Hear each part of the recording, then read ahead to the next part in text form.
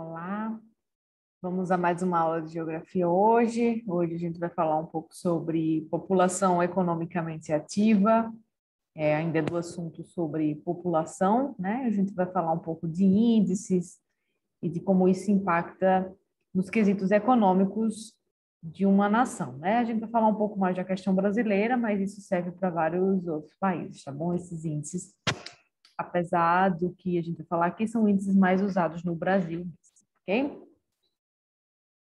Vamos lá. Aqui, vamos aos slides e começa a aula.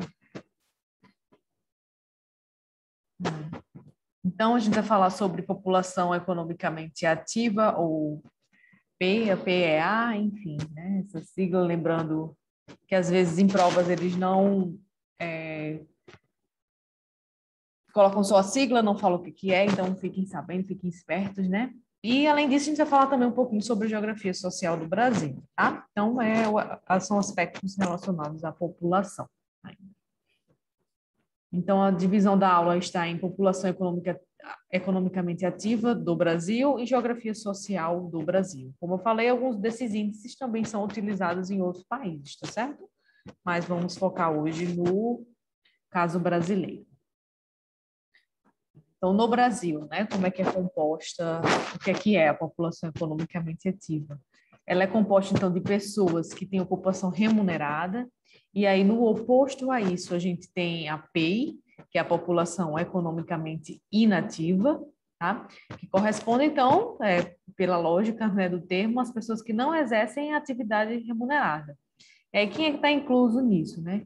Crianças, aposentados, idosos que mesmo não estão aposentados, mas estão incapacitados de trabalhar, e mulheres que cuidam do lar, por exemplo, né? Elas estão, infelizmente, classificadas nessa população economicamente inativa, apesar de exercer uma função muito importante para a manutenção da família e do lar, né?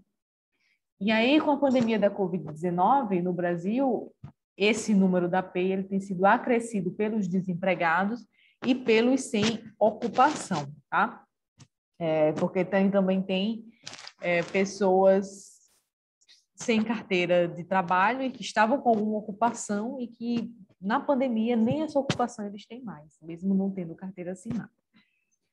Então, a distribuição da população economicamente ativa pelos setores de atividade econômica apresenta enormes diferenças entre países desenvolvidos e subdesenvolvidos. Então, o perfil das pessoas economicamente ativas nesses dois tipos de países, eles são bem diferentes em relação, principalmente, à questão da ocupação, da remuneração, do tipo de trabalho e das leis trabalhistas envolvidas, né? Dos direitos desses trabalhadores. Nos desenvolvidos, a gente tem uma característica de concentração de trabalhadores no setor terciário qualificado, porque a gente precisa prestar bastante atenção quando a gente fala setor terciário, principalmente entre países ricos e pobres, porque tem uma diferença. Apesar de ser um setor de serviço, né? Porque a gente tem setor, relembrando, primário, secundário e terciário. O primário é relacionado à agricultura, né? A questão do campo, agropecuária. O secundário, a indústria, né? Algumas indústrias estão no campo também, mas aí é mais a indústria do modo geral, né? Lembrando. E o terciário são os serviços, comércio, mas tem uma grande diferenciação de que tipo de serviço é prestado em países desenvolvidos, as pessoas que estão nesse setor terciário nos países desenvolvidos e subdesenvolvidos, tá bom? Preste bem atenção aqui nesse ponto. Nos desenvolvidos, então, a gente tem um setor terciário com trabalhadores qualificados. E quais são as áreas, né, dessa qualificação que tem esses trabalhadores qualificados? Normalmente são em áreas da informática, da tecnologia, mais recentemente do marketing digital, com redes sociais, enfim, produtos com propagandas na mídia digital, então pessoas especializadas naquele tipo de propaganda, de marketing, de inteligência de software, manutenção, criação de aplicativos, enfim. E aí são profissões que são bem remuneradas, né, que têm um trabalho reconhecido.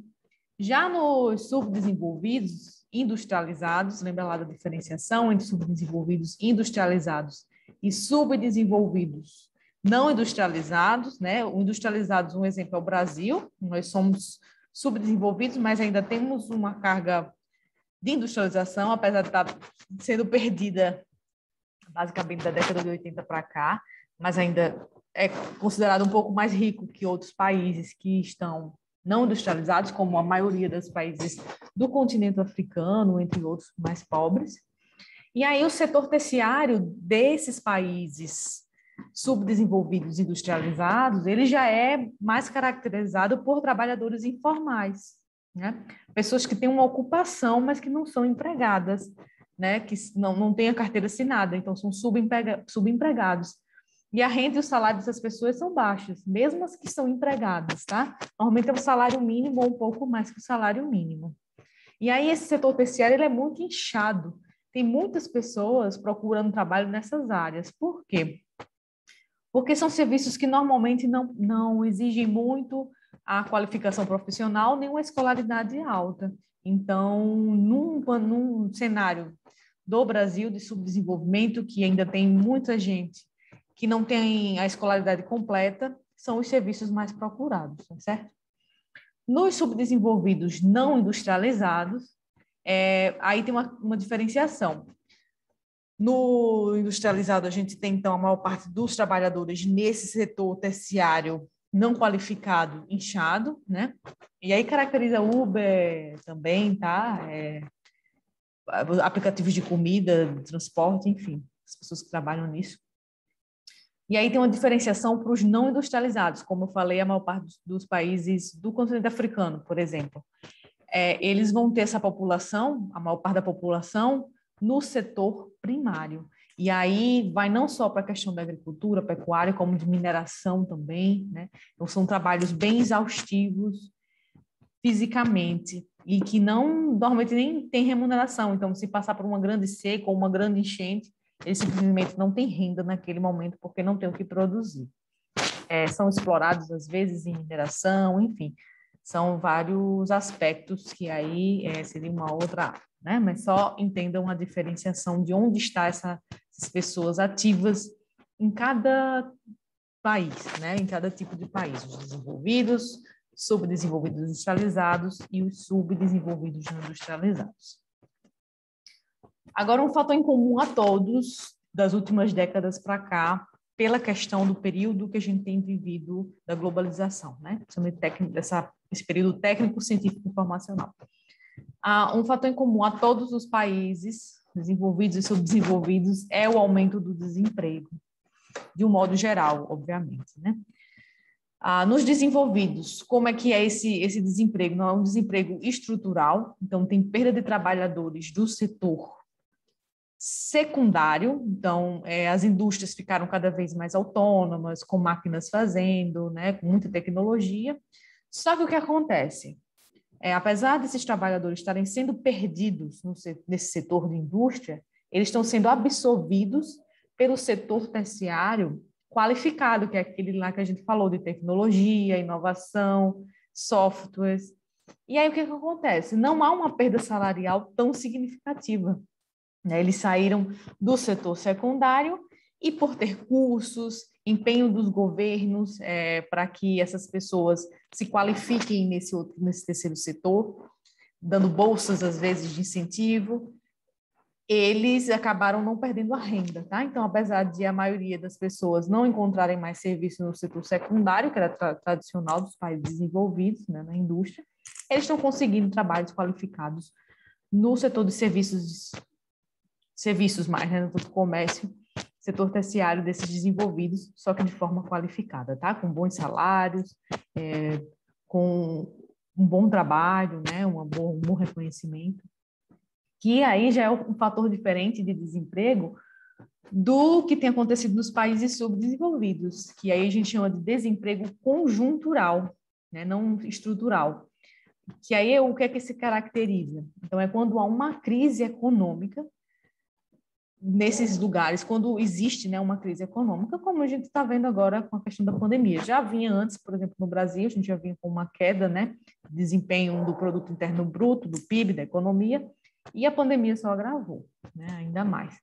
Então, quando há uma crise econômica, né, nesses países, a demissão é em massa de trabalhadores, né? E aí eles são absorvidos apenas pelo setor informal terciário. Isso ficou bem claro na pandemia, né, na verdade. Então, pessoas que não puderam mais trabalhar em restaurante, né, que presencialmente, atividades que estética, por exemplo, né, que eram presenciais, muitos desses acabaram indo para o setor informal, né? Em vez de estar num emprego formal, que trabalhava, né, como atendente no comércio, começou a fazer bolos em casa, fazer comida caseira. Muitas pessoas foram para entregas, né? Foi um boom assim de pessoas indo para entrega, porque a demanda estava alta também, né? Todo mundo em casa, pedindo mais comida em casa. Ah, e pessoas, aí inclusive nesse mesmo setor informal também já teve uma mudança, então as pessoas que trabalhavam com aplicativo de questão de transportes, né, Uber, 99, enfim, perderam também a renda e aí foram procurar outras estratégias ou de delivery ou de fazer comida em casa, entrega, ou as duas coisas juntas, cada um da família se dedicou a uma coisa. Então ficou muito claro, né? Essa diferença. O que na pandemia, na maioria dos desenvolvidos, o Estado entrou muito rapidamente, né, com auxílio para as empresas que precisaram ficar fechadas e dando auxílio para os funcionários, de forma semanal e rápida, não esperando muito tempo para que esse dinheiro saia. Então, tem uma diferenciação até de gestão mesmo, né, a gente vê entre os países desenvolvidos e subdesenvolvidos. Agora, entrando na segunda parte, a gente vai falar um pouquinho sobre geografia social, tá? Que aí, especificamente também sobre países subdesenvolvidos, mais, né? E aí, aqui em relação ao Brasil, né? O que a gente utiliza como índice para medir, para poder entender como saber a qualidade de vida daquele lugar, né? Então, a gente usa o IDH, né? No mundo todo, praticamente, mas aí eu estou falando aqui do Brasil, a gente vai ver algumas características do nosso IDH, tá bom? E aí, professora, como é que é? O que é esse IDH? Você vai ver muito essa sigla. Então, ele quer dizer que é o Índice de Desenvolvimento Humano, tá? E aí ele é medido de 0 até 1. Quanto mais perto do 0, ele vai ser menos desenvolvido, e quanto mais próximo de 1, mais desenvolvido aquele lugar é. O IDH não é só de país, a gente pode ver IDH dos estados aqui no Brasil, né? Por região, tá? Para a gente conseguir identificar quem é que está numa melhor condição e quem é que está numa pior.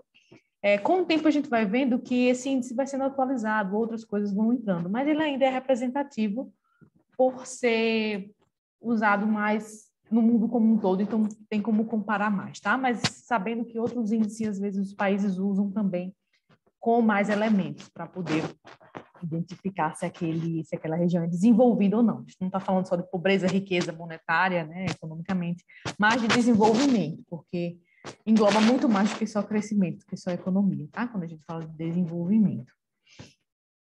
Então, o que esse índice específico ele vai tratar? Ele vai analisar a taxa de alfabetização de pessoas acima de 15 anos e a taxa bruta também de frequência escolar. Isso aqui foi até atualizado, porque antes era utilizado só a taxa de alfabetização, se a pessoa era analfabeta ou alfabetizada, sabia ler, escrever ou não.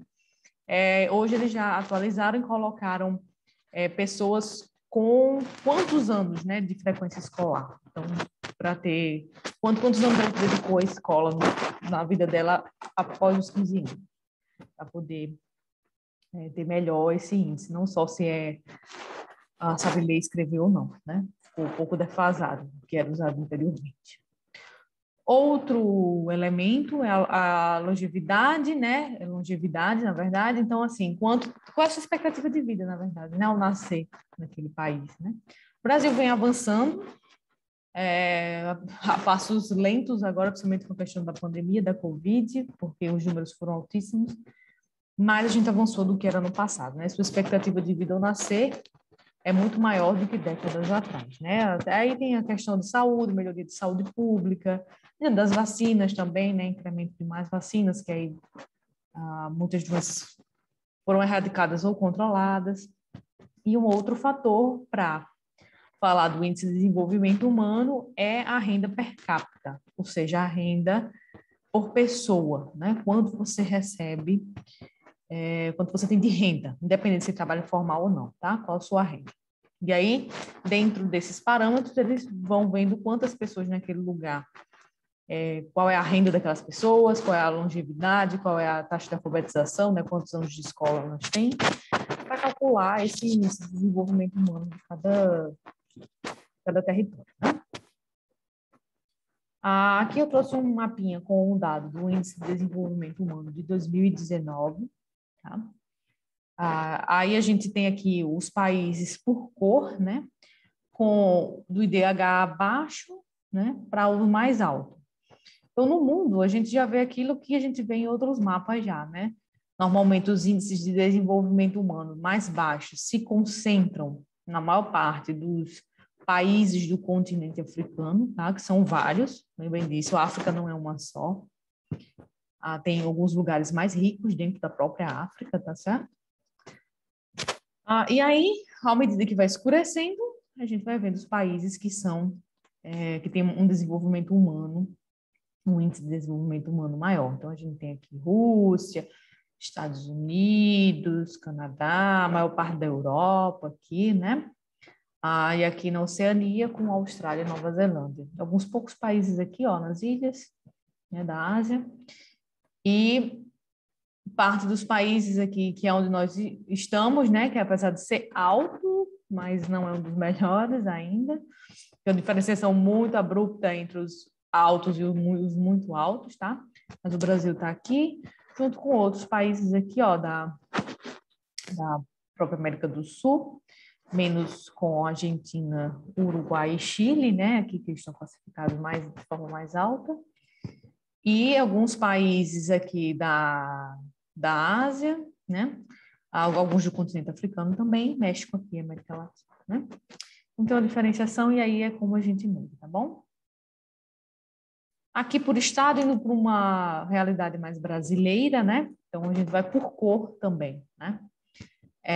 A gente tem aqui os mais escuros, aqui é o contrário, tá? Os mais escuros são os mais baixos e os mais clarinhos são onde tem o IDH mais alto. Então, a gente já vê aquela diferenciação clássica também. Regiões sul, sudeste até centro-oeste, que tem muita questão do agronegócio nos últimos anos, tem apresentado apresentam um IDH mais alto no nosso país. Enquanto estados do Nordeste e do Norte, né, principalmente essa região aqui, apresentam IDH bem baixo, né? E aí a gente tem aqui a classificação, né? O primeiro, o melhor IDH é o Distrito Federal, e a gente tem o último aqui, em 27º, Alagoas, certo? No Nordeste. E aí vai ter aqui as variações, e aí subíndices, enfim. Aí em relação à educação, longevidade, renda gerada, o Brasil, aí faz alguns comparativos de evolução, tá? Não vou entrar aqui em detalhes, é só para a gente ter uma noção, tá bom? Quem quiser detalhar mais, dá um print aí na tela, ou para um pouquinho e dá uma olhadinha nos detalhes do mapa, tá? Que é bem interessante. Muitas questões de provas vestibulares, Enem, eles gostam de utilizar esses tipos de mapa, tá? Para fazer as perguntas, e é bom que vocês saibam ler o mapa, né? Não é só a questão, é saber entender e ler para não se confundir, tá? Ler bem as legendas e tudo mais. Aqui tem até a evolução, né? Do ano 2000 para 2010, enfim. Fazer algumas coisas aqui. Entrando agora na questão de pobreza e miséria, né? Nessa questão da geografia social, a gente vê que o Atlas de Exclusão Social, que é um documento super importante para a gente entender esse índice, considera também índices de violência e desemprego, além do IDH, tá? Para calcular o quão pobre é aquele lugar. E existe uma diferença entre pobreza e miserabilidade, tá? A miséria é quando você realmente não tem nada, muito pouco, você não tem, vive realmente só de doação. Pobreza você ainda tem um pouco, mas é uma situação muito ruim, tá?